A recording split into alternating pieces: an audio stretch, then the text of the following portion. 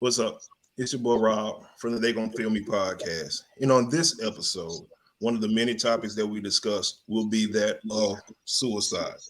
If you know someone who's attempted suicide or who has threatened suicide, it's important to tell someone immediately to get them help. On the bottom of the screen, we have the National Suicide Prevention Lifeline, 1-800 273 8255. Make sure to get that individual the help they need. We hope you enjoy the show.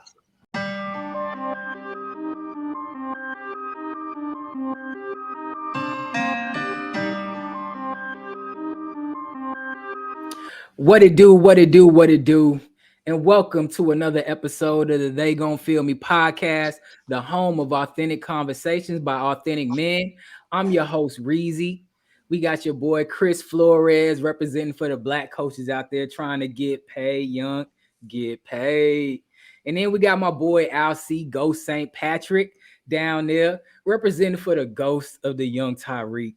He may not even be dead. We don't know, y'all. You know what I'm saying? So just stay tuned. We might find out something new in Tommy's new show. But let's say that for later. And then we got my boy Tyreek St. Walk Trick. Because my boy is still Miking and Niking, although he's this drug kingpin. I just cannot understand. But anyway, my money. This is episode 24. And if this is your first time watching the show, don't forget to like, subscribe, click the bell for notifications, and share.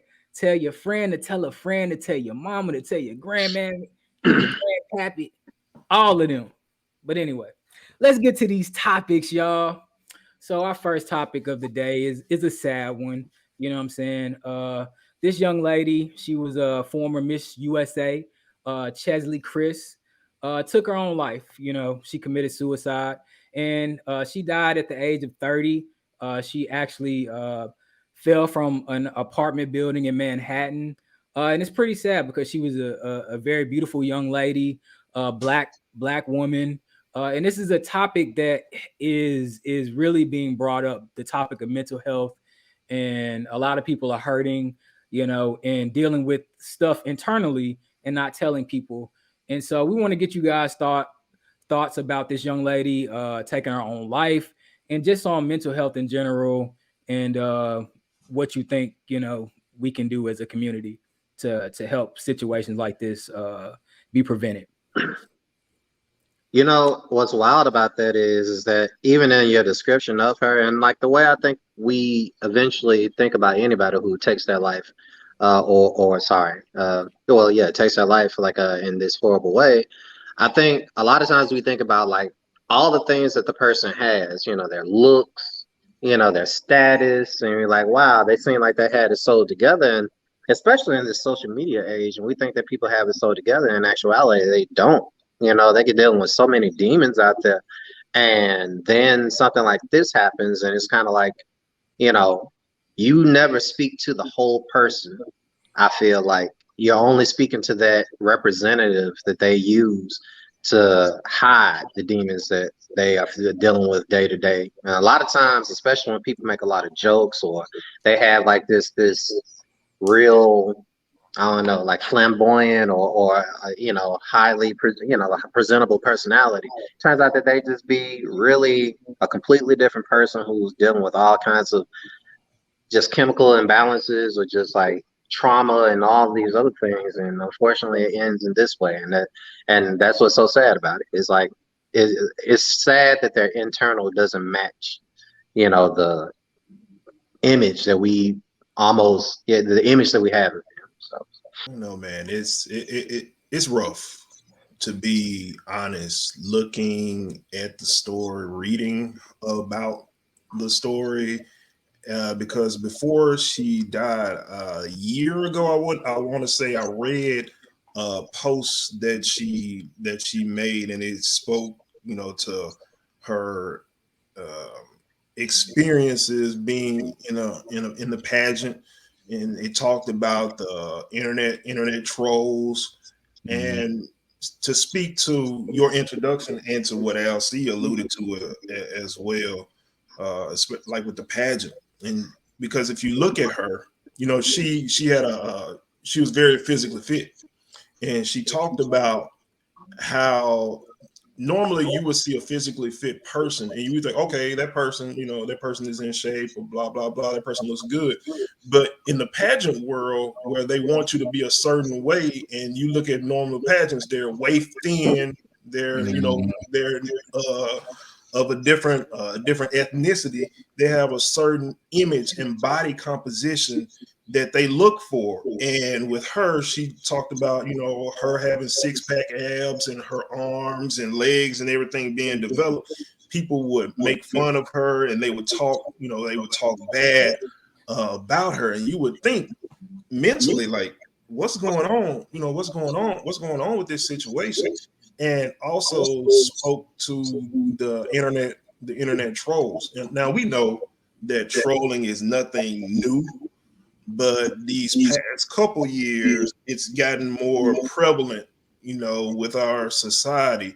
And you got to remember, people are still people. They read that stuff too, like these celebrities. And I troll a lot online. So I would be devastated if I thought that even if it's somebody I don't like, something I said like just completely pushed them over the edge. Like that's a thought I don't think anybody ever had.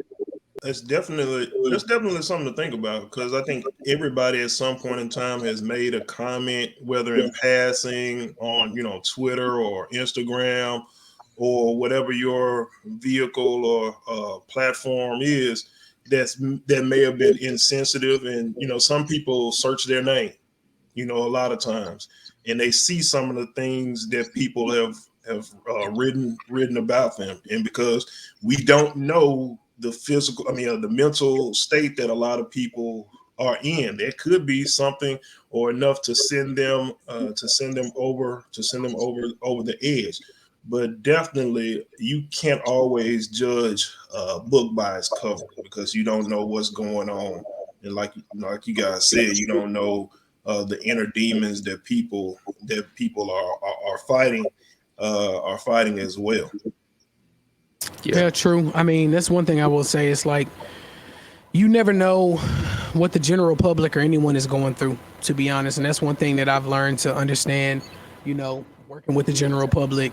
It may seem like everyone has it together, but just because of what they post on social media, just because of how they portray themselves on social media, doesn't mean that everything is as clear as it seems. You know what I mean? You never know what demons that they're fighting. We hear it all the time about the demons that certain people are fighting. You know what I mean? And it's just, you have so many people, man, that they hop behind a computer screen or hop behind a phone and they troll and they say certain things, but some people can turn that off. A lot of people that I watch on Twitch, you know what I'm saying, they have to take a break from streaming because people are in there trolling them so hard. And it's like, you never know if it's serious and people think that about you, or if they're just playing. And then it's like, you know what I mean? It's just tough nowadays with everything being on the internet and everything being on social media, and a lot of people's lives being on the internet and social media, man. You just want to have this image where people respect you. And when people get on here and they troll you and they say certain things, you never know how that can affect people. You know what I mean? It's different than when we grew up. We knew how to, I'm not going to say we knew how to handle it. I felt like we dealt with it then, but it's like we kind of brushed a shoulder to it or like, threw a blind eye to it. But like nowadays, man, it's like we see it a lot with suicide and stuff like that from cyberbullying and online bullying and stuff like that, man. So like you said in the beginning, you know what I mean? If you're struggling with anything, just get help. I pray that nothing like that has to happen to you or you have to go through anything like that. Your life is much more valuable with you here than you're gone. You know what I mean? Especially over something where you can just simply talk to a friend. And one thing I will say, man, if you're a friend to somebody, bro, stop letting people open themselves up to you and then you use that against them. Certain things that people talk to you about, you're supposed to hold that, you know what I'm saying, hold that close to your heart, because a lot of people don't open up. A lot of people don't know how to open up. And you should look at it as an honor if somebody comes to you and they can express themselves and say certain things to you because they feel comfortable with you. Don't hold that over their head, you know what I mean, in the event that y'all have an argument and then you know what I'm saying, smite them or, say certain things to them that brings them down even worse than they already are. You know what I mean? If somebody feels comfortable enough to say something to you, hold that within. Don't hold that over their head or anything like that. Take that as a badge of honor that somebody feels comfortable enough to come to you and say those things to you and get that off of their chest, because you never know. Them coming and talking to you and getting that off of their chest could save their life. Just that simple. I would Right. also like to take the time to say this too, because I don't know if you guys have really realized it, but for the past couple weeks, and I know it's not just weeks, but really, I mean, for as long as we can, remember, and it's just being highlighted these past couple weeks. Man, it's really been an assault on Black women in general. With her passing, we talked about with the vice president, with Joe Biden saying that he would select the African American female. If we just remember back to a whole myriad of different issues involving Black women, of Breonna Taylor, or even if we want to talk about Jamel Hill when she first came out talking about Trump and they vilified her.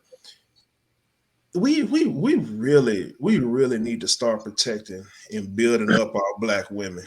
I mean, I'm just keeping it real, letting them know that we really care.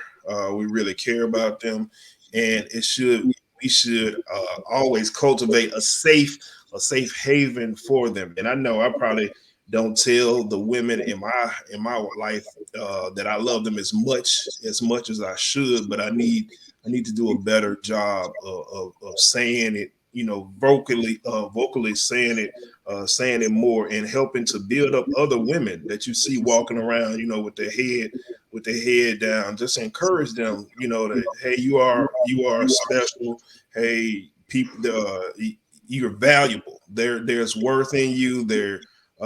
You are worth something, and we do care about you, and nobody is gonna disrespect you when I'm around, and stand up for our Black women.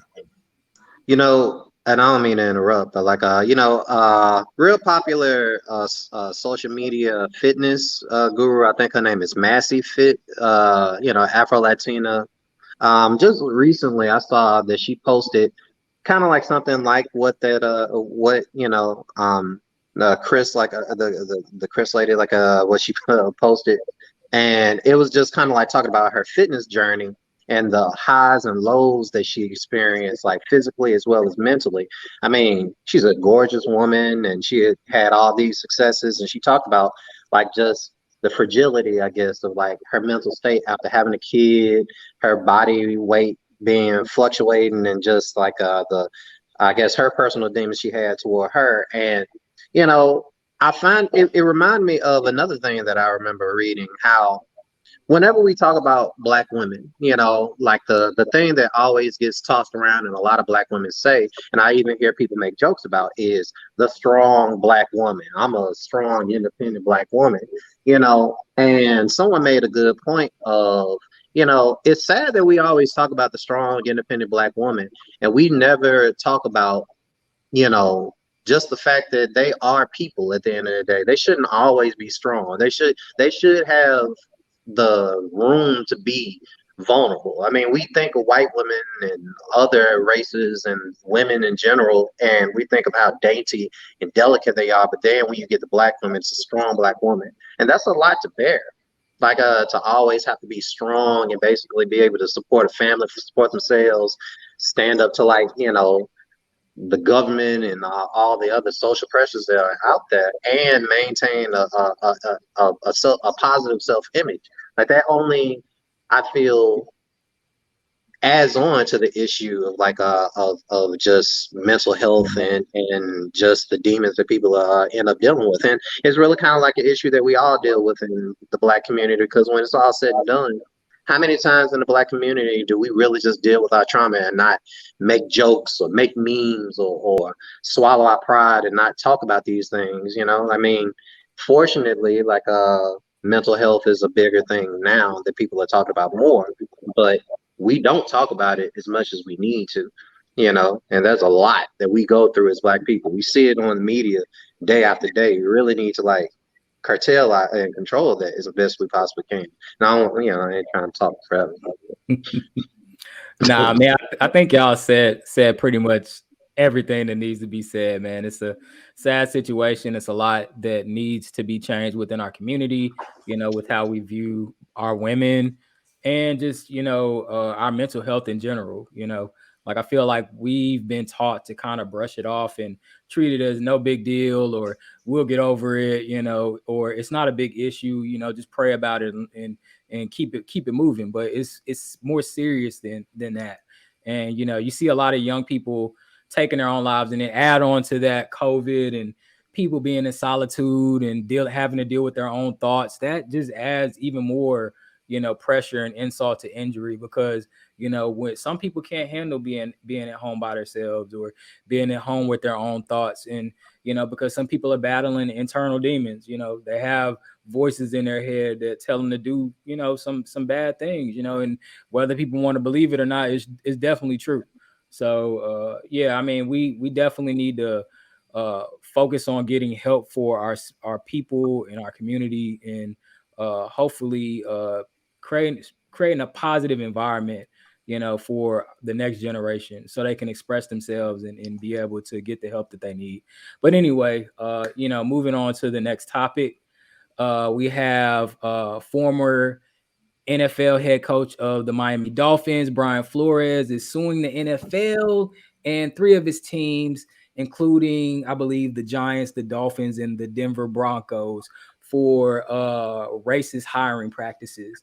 And he's also accusing his former boss, or the owner of the Dolphins, of incentivizing him to lose games and paying him in the amount of up to $100,000 per loss. So, this guy was fired because the team was losing, and it's also being talked about now that he was incentivized to lose. So he got fired for losing games that he was paid to possibly lose, which is just kind of a travesty. But it goes beyond that. We all know the situation. If you don't live under a rock, we know that there are very few black head coaches in the NFL and in the NBA, to be honest. And it's just one of those things where majority of the players are black, but they don't get the opportunity to coach, be the head coach of these teams, and they have all the talent. So what are you guys' thoughts about the situation with Brian Flores, the whole black coach situation as far as being hired? What are you guys' thoughts about this whole situation? So my profession has like made me privy to like the conversations that our friendly white people like to have, like amongst themselves, like when we're not around. And I've heard these conversations, and usually when it's a bunch of men, they usually start talking about sports, and I've heard like them say these very disparaging things, particularly when head coach, whether it be of the NFL team or a college team or whatever, is involved, and it's all. And funny enough, like some reason the N word just starts getting tossed around. It's like, oh, we didn't lose because like our boys are bad. It's because of that nigger coach. Like it's because of this black person this or this black person that who's in the head role, and it's just so goddamn tired. It's so goddamn tiring. Like not in Black History Month, my dude. Like, like why is it always this narrative of like people who basically have like the head position, if they're black, they're some in some way deficient and incapable of basically leading someone to success. Like it's just such an unrealistic thing, and it's a stereotype, and it's a mantra that people live by, and it's so upsetting. It's mad. It's like it's insane that like we don't have as many black coaches when there's a lot of black coaches, a lot of black men out there, or just black people in general that could have those roles, that could be doing those things. But like we have just this culture of thinking that black people are somehow inferior when it comes to having the abilities to like lead someone to like success, and breaking that toxic ass, thought process is something that I would love to see happen in my lifetime. Like, I mean, it's that's what bothers me most about these types of situations. I'll let somebody else talk about Insanity is continuing to do the same thing over and over and over and expect a different outcome. If we look at the owners of these NFL teams, how many minorities do we see? Not that many. I hate If the word any. minority. I like to just say, people of color. Like minority sounds so inferior. Folks that ain't white. I feel you. None of them. So if we're looking at these owners and we're expecting them to do the right thing as if we seen in regular society, sports is just a microcosm of regular society. Some of the same things you see going on in regular society and some of the same things you see go on in sports. When you leave people to their own devices and think that they're just going to magically do the right thing, what ended up happening? The strong, they always find or the rich and powerful, they always find a way to manipulate the system and take advantage of the quote unquote the weak. But in this situation, if you already have a head start, if you've already have riches by ill-gotten means, or your family passed down the oil tycoon, or you got resources to do this or whatever, you already had a leg up already. So do you want other people to give other people an opportunity to be successful? No, not really. Even when you seen that they can have the ability to be successful. Jim Caldwell, Detroit Lions, had a winning record, but you fired him for what? You hired Matt Patricia, trash. You hired Dan Campbell right now, trash. But the team has fight though. We love them because they have fight. This idiot in the press conference, and when he introduced talking about biting kneecaps. But this is who you want to hire. You give Steve Wilkes in Arizona 1 year and you fire him to sleep. David Culley this year with the Houston Texans ain't got no quarterback because Deshaun Watson, who knows, got 22 allegations or whatever. They didn't trade him and get him on out the way. So you hire him and you put Culley in a no-win situation. He wins 4 games by the grace of God and you fire him to sleep. Now reports are that you want to hire Luke McCown, who's never been a head coach. But you got Eric Bieniemy here, who has gone to the AFC Championship 4 years in a row, won a Super Bowl, but he can't get but only one job interview from the Saints. You got Byron Leftwich, who's offensive coordinator at Tampa Bay. Just won a Super Bowl last year. Yep. Just won a Super Bowl, but he can't. And he is a legend in Jacksonville. First round draft pick for Jacksonville. You would think, hey, we want to get our native son back. But you got garbage ass Trent Baalke, who destroyed a San Francisco 49er franchise. Now he's in Jacksonville doing the same thing because you hired a clown in Urban Meyer that got fired and he around abusing players. But you don't want to hire Byron Leftwich because he said, no, I don't want to work with that clown. But now And you go, I mean, and the list goes on. So if I'm Brian Flores, I'm like, I understand what it is. I understand what it is. I'm just gonna go to Colin Kaepernick route because I know what they're gonna do. They're gonna blackball me anyway, so I might as well go on and tell the truth while I'm out the door. Kaepernick. We don't even need to go back down. We don't even need to go back down that story. We know how that happened. They found any and every way to skip getting that boy a trial. You mean 32 other quarterbacks better than him? But you didn't want to get him shot. I'm getting off my soapbox because man, Flores, get your money, bro. Pay. Get paid, young nigga. Get paid. And just think about like the other aspect that you talked about, like the pay disparity. Like, let's say you get the role and but they don't pay you as much as like your white counterpart. That we ain't gonna get into that one. But all I'm gonna say is this, man. It's safe to say that being black in pro sports does not mean anything, even though we make up the majority of pro sports.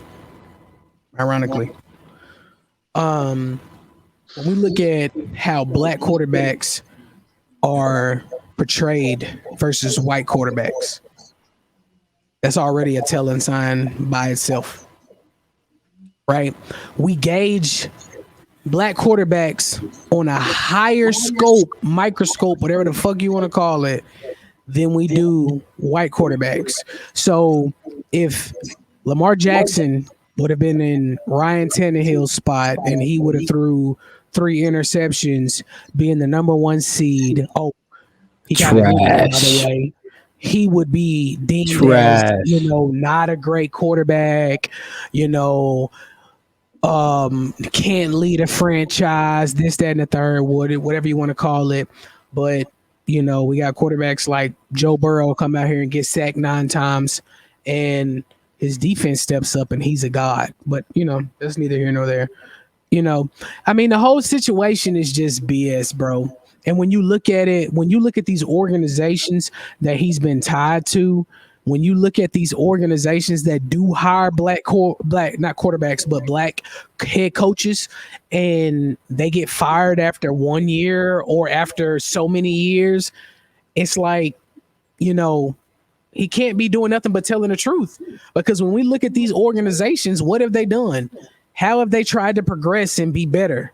You know what I mean? When we look at the Hugh Jackson saga, when he was in Cleveland, fucking, what's the boy name? Baker Mayfield been the same Baker Mayfield that he been since he came in the league. He been the same Baker Mayfield since fucking Oklahoma. What are we talking about?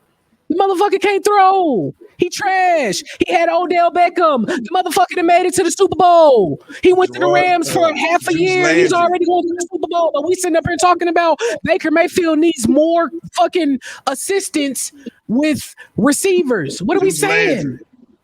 He got Jarvis Landry, Njoku, Chubb, Kareem Hunt. I mean, come on, man. Defensive players that he has. Like, there is no excuse. But we want to make excuses now since he has a white coach. But when he had a black coach, we're not getting the full potential out of Baker. It's the schemes that were drawn up for him. He can't find the open Odell. We don't have the offensive line. Same shit that we had this year under the white quarterback. I mean, under the white head coach. Got the same result. Motherfucker don't make the playoffs. He trash, throwing interceptions, but we still making excuses. Oh, they traded OBJ to where? That's what I said in the beginning of my rant. They traded OBJ to the Super Bowl contenders, hopefully the Super Bowl champs. We'll get into that later, but trading them to the Super Bowl contenders, and he out here doing what he was doing in New York under Sheila Manning, out here doing what he doing in Cleveland under Baker Mayfield, out here doing what he doing under Matthew Stafford. I'll give him the respect that he deserves. And you know what I mean? Look at him. He's finally getting the respect that he deserves. So it's just ridiculous, bro. It's like we can't get any black head coaches out here outside of Mike Tomlin to lead a franchise to the promised land. It's ridiculous. They on him too. Yeah. They on him too. Exactly. And then they on him too. They waiting for him to have a losing season. Yeah. Yeah. Oh, what? Now that Roethlisberger gone, oh yeah, he finna catch hell now. But hold on. What's called? He finna get some. He finna get some of this fire too. John Elway, because in that suit, it talks about Flores talks about when he went for a job, he went for an interview, and it speaks. I ain't gonna go on too long, but it speaks to the sham of the Rooney Rule. I mean, the Rooney Rule was put in place by the Rooney. I mean, and the name for the Rooneys, with the Pittsburgh franchise. Hey, they in good faith, they did hire Mike Tomlin when a lot of head coaches weren't getting hired. So, and the Pittsburgh Steelers have they don't have a history of turning over coaches. If you're a Pittsburgh coach, you're gonna be there for a while. But Flores talks about him going to an interview with the Denver Broncos, and the management, including John Elway, show up disheveled and obviously look like they just came from drinking. So tell me, now we talking about being professional. You know what I'm saying? If you were taking the Rooney Rule really seriously, you would have at least gave. Think about this. You don't even give the appearance that you're serious. When you go to a job interview, if any of us go to a job interview, what we gonna do? You're gonna put your best. You're gonna put your best on. Depending on what kind of job it is, you're gonna throw you a suit on. You're gonna throw you a suit and tie. You're gonna walk in there. You're gonna look prepared. You're gonna look presentable. You're gonna look professional, because what? You're trying to make a good first impression. Think about it. You done went through all this preparation. You got your suit, you got your tie on, you done prepared like, hey, I'm going to present myself in the best way possible. And the person that's interviewing you come in looking like he just came in off a bender. What's going on in your head? It's just to the point now, man, where it's kind of like, it seems like it's a pointless fact to bring up. It's a pointless thought to bring up, because I feel like each and every year we see people, as much as I hate to say, we see people like Stephen A, Damian Woody, all of these people on ESPN lobbying for black coaches to get, a fair fight in this shit, and it's like it never happens. But we're constant. We got Eric Bieniemy, who done fucking went to this many AFC championships and won a Super Bowl, but we talking about fucking Kellen Moore and got more interviews than he got. Didn't this motherfucker run a fucking quarterback draw on 4th and 12 with 14 seconds left? I mean, come on, man. And at 13 seconds left, a whole second less. By the way, that's just letting you know that, hey, 13 or 14 seconds, it don't matter, man. You can please your woman in 13 to 14 seconds. It is what it is. But 13 to 14 seconds, your boy Patrick Mahomes under Eric Bieniemy can drive down the field and take his team to the AFC championship, but we don't give him any chances to be a head coach. I rest my case. I feel fucking Method Man in power right now with the damn point I just brought up. Shit. Speaking of, yeah, man. That's a great segue. Oh yeah, that's a great segue into our next topic of the night. So I'm pretty sure that everybody by now who's been tuning in to Power Ghost has seen the season finale. You know what I'm saying? If not, spoiler alert, nigga. And if not, spoiler alert. Man, I mean, y'all gonna see this shit on Tuesday if you ain't watching it now. So don't cut the video off. Just turn the volume down and then turn it exactly. Back up if you think we're talking about something else. You know what I'm saying? But anyway, we're about to get into the next topic. It's about Power season finale. And it was a lot that went on. It was a lot that went on in that episode, man. You know what I'm saying? My boy Mecca, aka the Global Snitch, got popped. He rested with him teddy bear now. You know what I'm saying? And Lauren did. And rest in peace to the beautiful young lady Lauren. You know what I'm saying? She. Why they had to kill my? What about my career? Play the Sarah And McLachlan they did my music for boy Lauren. Zeke so dirty. Play the Sarah Why McLachlan music for they do my Lauren. boy? Why they do my boy Zeke like that? That boy was dumb as a rock, but I felt so bad when they did that boy like that. You know what I'm saying? But anyway, what you guys think about the season finale of Power? Man, I'm gonna be honest. The season finale, it was kind of underwhelming to me when I compare it to the second to last episode, the infamous Diana dinner scene, because that I think that was the best episode of the whole season, where Diana just cleared house. I'm talking about, that's what, like, when you talk about this season of Power, like, everybody is always gonna remember that episode where Diana just destroyed everybody. But it was certain things that I didn't see coming per se. I was really hoping to have more of a resolution between Tariq and Effie, because she made only a couple. She only made a couple appearances, and they really didn't really dive into that. So we just know Lauren dead. You know what I'm saying? She was in a car accident. We don't know exactly what happened, but Braden came through. You know what I'm saying? He came through. He came through big time. Braden the G. Braden put the team on his back. Braden getting an invite to the barbecue. Bro, when they said when his brother was like, we couldn't get his brother, and then old girl like, we call Braden, I had the same look Tariq had. when he turned around, he like, I know this blah blah blah blah blah. I ain't finna get up here and testify against me, but that boy came through like Jordan in the fourth quarter, man. So it's a whole bunch of stuff, but I let y'all go. I'm gonna say this, man. Like y'all said, that boy Braden came up clutch.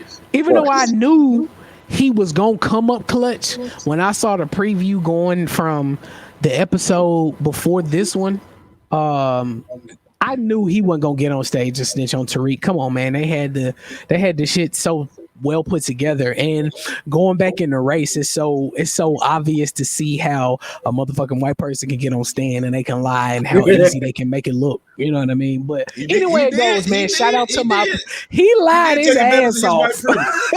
He did take advantage of his white privilege. He put that white privilege card into play, and that shit worked. Hey, I don't care what nobody said. Like the ace card, like he played spades. He got just that think boy about his white privilege. Off. He just admitted to this boy just admitted to a crime. He walked out with his daddy. His daddy just looked upset. He like, that's it. Bro, man, pulled out the paperwork and everything. And what is his everything, bro? Think about his punishment. His punishment is working for his daddy at a hedge fund. What? Working for his daddy at a hedge fund, and he got to leave a goddamn prestigious university. Like, come on, bro. And then we just forget about the murders. Like, what's going on? You know what I'm saying? Like, bro, that's what I'm saying. It's so crazy to think, like, that man got on it. Tariq on the whole trial for one murder that he did commit, the other murder that he didn't. This man got up here and pretty much said, yes, I'm the drug kingpin for selling drugs to underage minors at this college, and nothing happens. You know what I mean? We just like, damn, we didn't get the person that we wanted, so fuck it. It is what it is. But not only does he admit to it, he also says, hey, Tariq, keep the business going. Like, he didn't even expect him to stop. Bruh, it's so crazy. But another thing that I was looking at is like, bruh, when I think about all of the plots and schemes that they have, do y'all ever just sit back and wonder, like, how the fuck do they come up with this and they get away with this? Like, we got all of these different chains. Hey, you gonna have to kill your daddy, Kane. Okay, Kane, we really working together. You gonna have to help me kill Mecca. Okay, we got to get Tariq involved, so we gonna bring Tariq in because we know he gonna win his case. Hey, Tariq, you gonna meet me at this address. Monet gonna already be here. We gonna murk off Mecca while you on your way. It's like, bruh, I'm sitting here watching this shit like, bruh, how do they plot twist all of this shit together and they make it work without getting caught? As smart as Mecca is, as much of a snitch as he is, and how 2 steps ahead of the game that he is, he didn't see any of this coming. It was crazy, but it was an excellent season finale. I will answer this with a question though. Do you think he really loved Monet that much? Because I was talking to somebody and they were like, 20-something years is a long time to be carrying around an infatuation with somebody. And that could be the answer to your question. You was like, they were going through all this plotting or whatever. How could Mecca not, how could he not see it? Could he be so enamored with Mary J. Blige? I'm sorry, Monet. Could he be so enamored with Monet that he was like, I mean, part of me was like, yeah, he could have. I mean, I don't think he was thinking that. I'm saying part of me was thinking that he was actually thinking that, yeah, we can have this together because he looking at the fact that, I'm got Zeke ain't gonna make it because I put all this out now. He's not gonna be able to go to the league, and then I'm willing to take care of her kids. It's not even mine. But then part of me is like, come on, bro, like you gotta find out. You gotta know that somebody gonna find out who you are eventually. So even if she didn't know who you were now, years later down the road, when she find out that you snitched, what you gonna do then? What you gonna do at that point? You know what I mean? So, especially knowing the type of person that she is. Yeah, I mean, I had a terrible ass point. Go ahead. No, I was gonna say I think he was that infatuated, but I also just think he always had this idea of them being together, and that kind of overpowered his his sense of awareness, how aware he is and how together he seemed and how 2 steps ahead of the game he was. I think he did kind of have a blind spot when it came to Monet, and he just wasn't aware of her plotting on him and trying to kill him after she found out who the hell he was. You know what I'm saying? Especially when she was like, oh, this nigga a snitch? Oh, hell no, he gotta go. You know what I'm saying? Basically, like, and that's just how it was. Exactly. Once he found out he was a snitch, that just gave her all the ammo that she needed to go on and put the bullet in that nigga head, basically. You know what I'm saying? So I just feel like he was kind of blinded by the idea of being with somebody that he was obsessed with for 20 years. And he was crazy. Come on. The dude was crazy. Like, let's be real.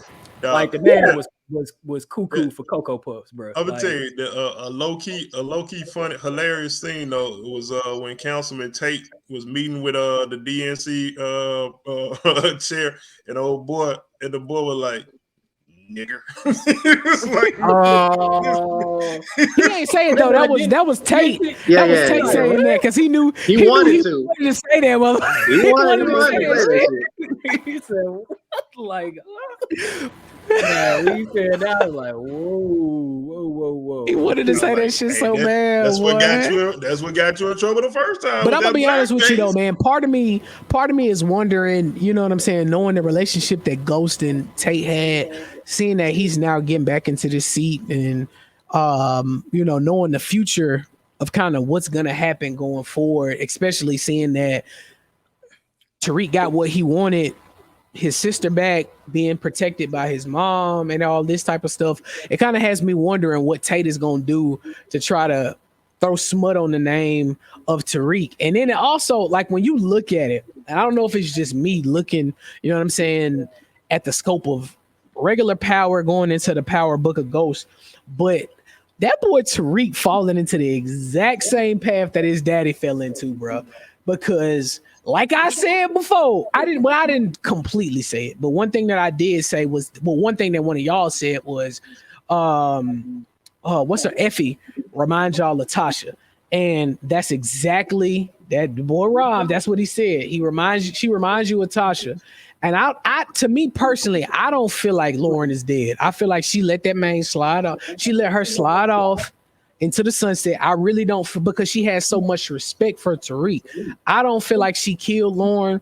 I feel like somehow, some way it came out that she's dead, but I don't think she is. I feel like we're gonna fall into the trap maybe either next season or the season going into after that, where she gonna come back in this prestigious job.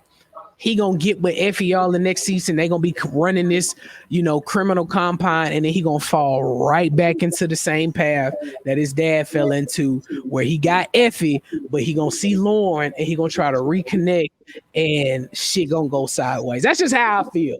I don't know if it's me hoping that's how it leads into Yeah, it. you hope that Lauren did. That's Yeah, I think If Lauren that is shit dead, dog. Just give up. Give it I up. don't know, we gonna man. see. We gonna see. No. She gone, Yeah, dog. I think she gone, man. Yeah. I mean, I don't and think one of Ghost the- is dead though. I do not Yeah. think Ghost is dead. Man, Omari Hardwick came out and said he did, big dog. He gone. I don't think it's like because if they brought, I keep saying they set 50 Cent on fire. This nigga came back. Locked him in the room on fire. And this nigga came back and didn't even have burn scars. How? Like, if they pay, hey, I bet if they pay Frat enough money, he come back with a cane or something, like to symbolize that he got shot and he fell off and he been like just hiding in the background waiting to take his revenge on Tyreek. Yeah, I'm gonna say this. I'm gonna say this one last thing, but when I tell you Diana is a snitch, now you talk about a snitch. They told her good, don't look in the bag. You already knew she was gonna. He already knew she was gonna do that shit, bro. She can't hold water. She can't hold water. She tell Poppy everything. Tell Poppy everything. Yeah, she a little daddy. She definitely a daddy's girl for sure. I don't blame Poppy for what he did to Zeke. I blame Diana. Because if she would have shut her goddamn mouth, if she would have did what they said, she would have never looked in there, didn't put the idea in his head, and he went out there and did what a dude like him do. You know what I'm saying? Thinking that his queen was dead. Zeke would still have a career. Zeke would still be alive. Still be alive. All I'm gonna say, if it wasn't for Diana, that's Diana's fault right there. Nobody ever gonna say that. That boy Zeke died as dumb as his character was throughout the whole damn season. Man, come on. That boy got shot in the shoulder. Oh shit! He did. That boy died stupid as hell.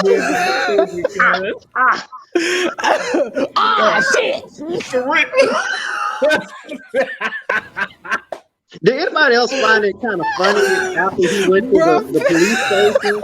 And he was in that shit was so hilarious. So, do y'all think that Carrie's death was a suicide? Okay then. Okay. Okay, I was just checking to make sure. I just want to make sure.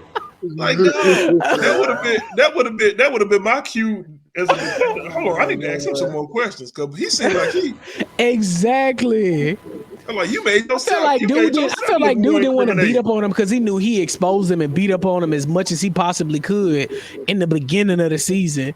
But I'm sitting up here like, bro, why do you keep going back? You know your mama killed that girl. She killed that girl, bro. Come on. She didn't want you seeing her when she initially found out you was messing with her. You know that she killed that girl. Come on, bro. But Zeke is so dumb. That's why I feel sorry about Zeke. It's like he the most innocent person in that family. He the least. He just focused on his career. All this nigga want to do is just go. He just want to go to the Lakers and hopefully get picked up by LeBron. But instead, he got shot in the back. You know what I'm saying, by his Latino stepdaddy. Cuz damn. Damn. They should have had that boy run out there. They should have had that boy run out there with a helmet all season. I mean, the last thing I'm gonna say is, man, this nigga Sachs, bro, just like he gonna die next season. I just don't understand. He got to go. Can somebody he gonna die next season, bro? Can we just off him, bro? Why couldn't y'all just take Sachs instead of Zeke? Shoot that nigga in the back. Sachs holds some type of weight, man.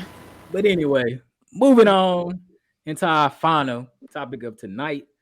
We got the Super Bowl next weekend. You know what I'm saying? Joe Burrow, smoking Joe Shiesty, whatever you want to call him, versus Matt Stafford and the Los Angeles Rams, Odell Beckham. You know what I'm saying? So, who y'all think gonna take home the championship? If anybody from the AFC North wins the Super Bowl, it's only the Baltimore Ravens. Fuck the Pittsburgh Steelers, fuck the Cleveland Browns, and fuck the Cincinnati Bengals. I hope they come out there and get destroyed. I hope it looks like the fucking Super Bowl when Peyton Manning made it the first year he was the quarterback of the Broncos, and the Seahawks came out there and fucking took their virginity like with no fucking remorse. Like that's what I hope that happens. I hope they come out there. I hope Aaron Donald is in the backfield destroying him, and I hope that when they triple team Aaron Donald, fucking Von Miller comes out the backfield doing the shit that he used to do back in the fucking day, and he out there fucking just fucking the shit out of goddamn Joe Burrow. Okay, I don't care what y'all think. Fuck ISO Joe. Fuck Jamar Chase. And you know what? I'm gonna take that back. I'm gonna take that back. I don't have a problem with ISO Joe. I don't have a problem with Jamar Chase. I actually like both of them. I'm gonna be 100% with you. I actually like both Joe Burrow and ISO Joe. Joe Burrow and Jamar Chase. I'm gonna tell you who I don't like. The reason why I hope the Cincinnati Bengals lose is that fucking Eli Apple. He is so trash. That boy done got burnt all season. He got burnt multiple times by Tyreek Hill, and for him to go on social media and talk as much shit that he did because they looked up and got that win because they paid fucking Patrick Mahomes to lose that game. It's safe to say that they paid that nigga like $500K. They gave him some type of secret bonus, and he got like an extra State Farm commercial. That's the reason why they lost that game. That motherfucker is trash as hell. He got let's just put this into perspective. You got released by the New York fucking Giants, and you have the audacity to talk shit, right? Okay. All right. I hope that they lose solely based off of Eli Apple. I hope that Odell catches 3 passes and Cooper Kupp catches 4, and then whoever they sorry ass goddamn tight end catches another 1. I hope Matt Stafford gets a 56-yard rushing touchdown solely juking the shit out of Eli Apple. That's what I hope that happens. Fuck them. Fuck the Bengals. I don't even give a fuck about a goddamn. What the fuck is a Bengal? It's a tiger. It's a tiger. Fuck that shit. The only tiger I represent is the Memphis Tigers, and they suck ass, by the way. So fuck Penny that shit. Snap on you. Fuck Penny Hardaway. That nigga suck too. Shit. Take his ass on somewhere. I guess we won't be monetizing this video. We won't be monetizing this video. Oh Lord. The word of the day is fuck.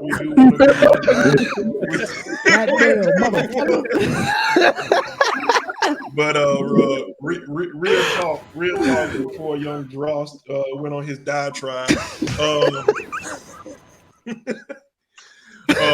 Keep it real though. I'm not rooting for either one because I don't like either team. But because you're a Cowboy fan, right? If you made me pick, I would go with the Rams. I would go with the Rams, and the reason why I'm going with the Rams is because of the media. And the media, and when I say the media, I'm talking about them force-feeding us this Joe Burrow. Oh my gosh, Joe Burrow this, Joe Burrow that, Joe Burrow this. Joe Burrow cold though, man. I ain't gonna care. For him to come back off of an ACL tear, the first year he was with LSU, he took him to a national championship, and then this year, who doesn't care? I don't care. Hey, look, man. Hey. Before you continue on your rant, I saw a post, and somebody had stated that, with all this recent news coming out about Brian Flores and how, you know what I'm saying, they were paying coaches to lose games and stuff like that. They said that they proposed that they move the Super Bowl to Arlington for the rest of eternity because they know the Cowboys will never make it to the Super Bowl. So just to let you know, that's what people are talking about. So, I mean, hey, look, man. If we move into Arlington, I think it's safe to say that y'all will never get to that motherfucker, bro. All right. Now let me continue.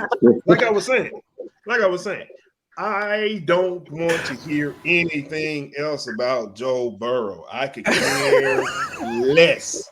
And if Ryan Tannehill would have done his damn job instead of throwing 3 picks, Jeffrey Simmons and company was rolling.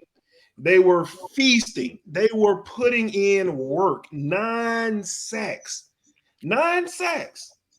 They were destroying that offensive line. Cincinnati has no business in the Super Bowl. You can say whatever you want to say, but if Tannehill does not throw those 3 picks, we're having a total different story. So now we're gonna hear about Joe Cool this. Like he the first person to ever wear sunglasses after a game. He's the first person to smoke a cigar after a video. I mean, after a win. Like, dude, can we please stop? Can we please just stop? I'm tired. I'm tired of hearing about him already. The offensive line is trash. Aaron Donald, Von Miller are going to put in work. Hopefully, Jalen Ramsey would do better against Jamar Chase than he did against Mike Evans, who roasted him. But overall, I think the Rams got too much firepower and defense. I mean, I think they just got too much defense, to be honest. I don't think that they faced the defense defensively.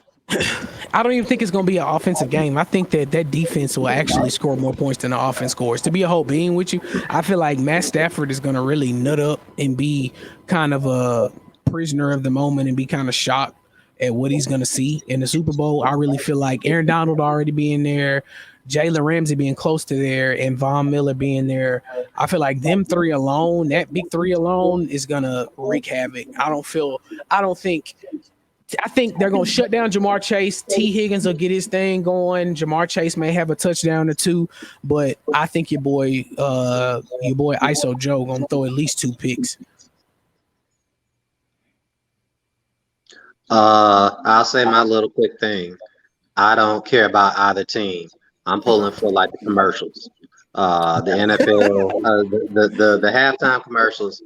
I'm hoping that Marvel announces a new movie and puts out a trailer. And you hoping Janet Jackson show her titty again? I'm hoping, bro. Do you realize I never saw that? Like, I was turning my head for like 1 second. I did like this, and then everybody in the room was like, "Oh!" And I turned around like, "What did I miss? What did I miss?" No titties, no titties, fellas, no titties. Well, I guess I gotta give my prediction, man. I don't know, man. I'm rooting for OBJ. I'm rooting. I want the Rams to win. I like OBJ. I like Cooper Kupp. I like Aaron Donald. You know what I'm saying? But it's a part of me that's just like, I don't know. This Cincinnati Cinderella story is kind of like, it almost seems like it's got like a mind of its own. Like it's just like, like an avalanche, basically. They beat your and I'm Titans, just, dog. I know. Trust me. I watched every minute of the damn game. I don't want to be reminded of it, okay? And you talking about Tannehill throwing 3 interceptions. If they would have just ran the goddamn football, we wouldn't even be in a situation either, because Derrick Henry was killing their ass and Foreman was killing their ass. He was running for like 20 yards a pop. So Tannehill shouldn't have been throwing the ball anyway. But anyway, I'm just saying, they shouldn't have beat the Titans. They damn sure shouldn't have beat the Kansas City Chiefs down 11 at halftime. Should have been down more if they wouldn't have tried to run a damn screen or whatever the fuck they threw at the end of the game, at the end of the half, and tried to get Tyreek Hill in. And he do a little pirouette trying to flip into the end zone. That was the dumbest shit I ever seen in my life. Oh yeah. But anyway, I want the Rams to win. But I can see Cincinnati winning as well. So anyway, but we have reached the end of the podcast. You know what I'm saying? And we appreciate y'all for tuning in, to episode 24. Don't forget, man, like, subscribe, click the bell. That's that Kobe episode, baby. And share the Mamba mentality episode. You know what I'm saying? We came in with that Mamba mentality on this episode. So don't forget to share, tell a friend to tell a friend. We trying to reach 100 subscribers on the YouTube. You know what I'm saying? Y'all help us get there. I think we at like 59, close to 60. 60. We at 60. We need 40 more of them things. So come on, man. Come mess with us and get us up there so we can take this thing to new heights. But anyway, you know what I'm saying? I appreciate y'all for tuning in. And like we always say, if you didn't feel us this time, you're damn sure gonna feel us the next.